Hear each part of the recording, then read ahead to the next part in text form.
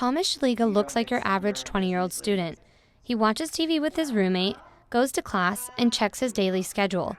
But what you can't see is Thomas is autistic.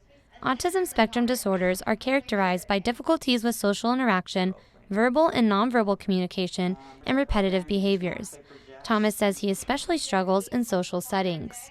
I've always looked to it as we have things a little more harder. My biggest difficulty, I think, is sometimes feel comfortable. Thomas is learning to work through these difficulties at Chapel Haven West.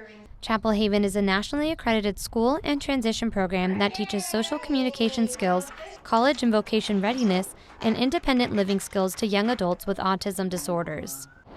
The Chapel Haven apartment complex is located about half a mile from the University of Arizona campus. Chapel Haven is unique in that it is one of the only transition programs in the country to partner with a major university. Chapel Haven and the University of Arizona have a partnership where their students can take college credit courses. Kenneth Hostow, the school's director, says there still aren't enough services to support young adults with autism. And so are there enough programs out there to help? No. And many of our students are still finding what they found back in the early 70s, which is, I've learned how to be a special education student, I haven't learned how to live independently. And that is terrible. So where it says... Paul Bastetto is a learning specialist at the Disability Resource Center on the U of A campus.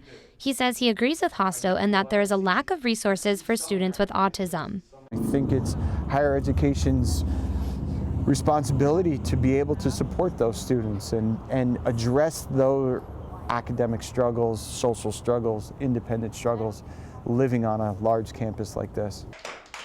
Programs like Chapel Haven help students on the spectrum integrate into society and live independently.